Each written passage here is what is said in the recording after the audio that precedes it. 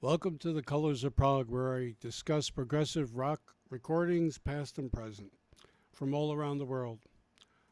Last couple of shows have been discussing obscure prog from Japan and from Italy.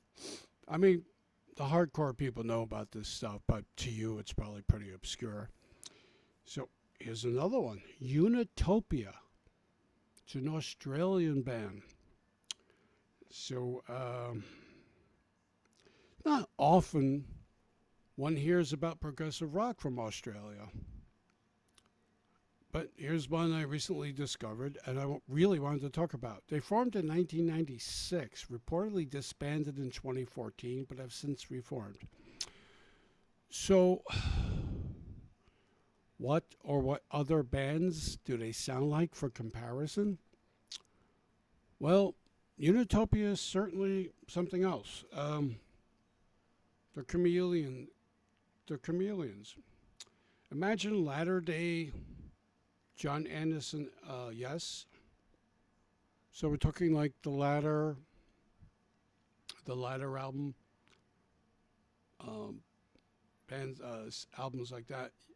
Flower Kings, Enchant, maybe Spock's Beard, but also there's tentative progressive links to like bands like Kansas, Supertramp, and even Todd Rundgren, who I always thought was negligible whether Todd Rundgren was progressive. Well, he's progressive, but progressive rock, I don't know. More Than a Dream, their debut was released in 2005. That's Unitopia, the band I'm discussing. And the band originally featured talented singer Mark Truack,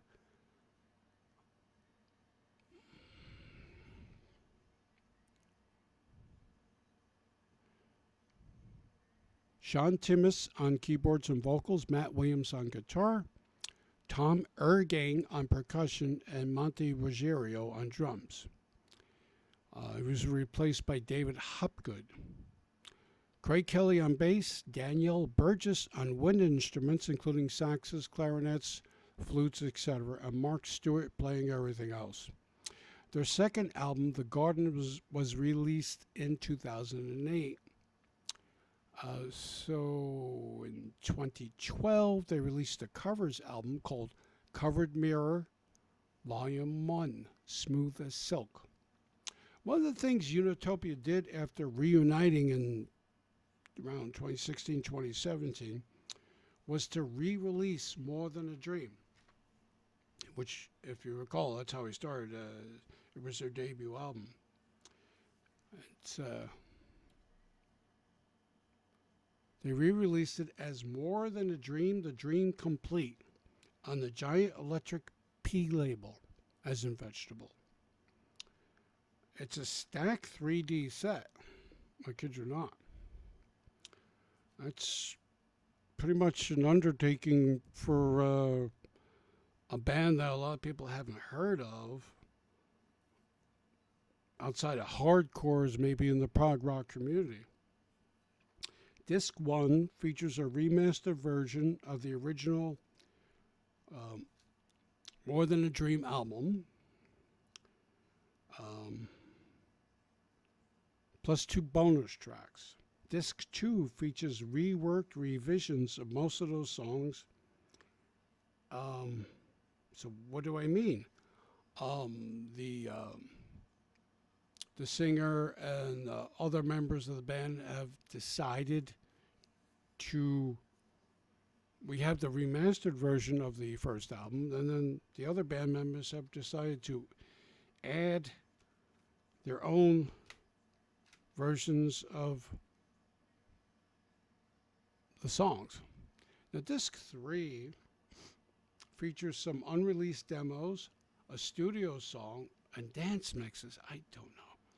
Anyway, it's all quite fun listening to the uninitiated.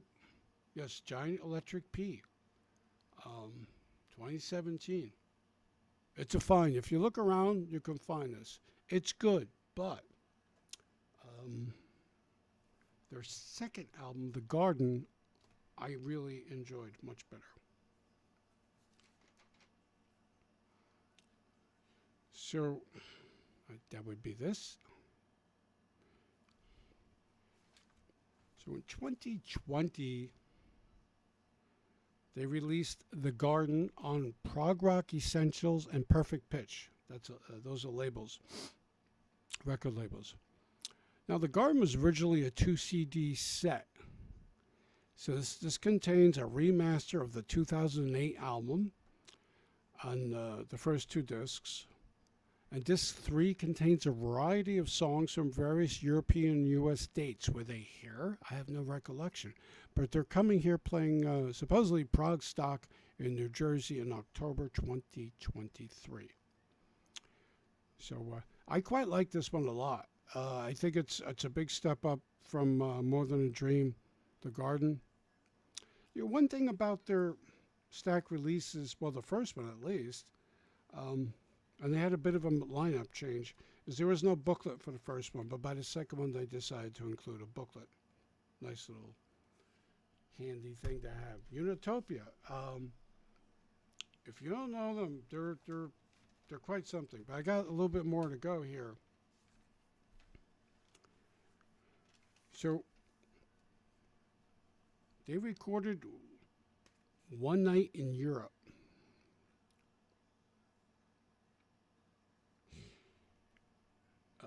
Comes from a 2010 show in the Netherlands featuring material from the first 2 albums, of course, because they had only recorded 2 albums. It's a double CD set. There's a back cover featuring material from More Than a Dream and The Garden. It's quite well done. They're a pretty fantastic band. And Matt Truax's vocals are pretty good. And Sean Timms, if I mispronounce his name, I apologize, on keyboards and backing vocals. Matt Williams, I mean, like, the core band is here. With the addition of someone playing saxophone, flutes, and tin whistle, and backing vocals, who probably joined the band because they weren't around at that time. So now we go to 2012's Covered Mirror Volume 1. Now this is on YouTube, so if you want to hear bits and pieces of what Unitopia sounds like, that's available on YouTube, as well as Covered Mirror. And I have to say, it's probably the best blind buy I've ever done, and it's a true gem. Covering obscure progressive and progressive-related music, they kicked the album off by covering Plateau, of all bands. The song is called Calling All Occupants of Interplanetary Craft.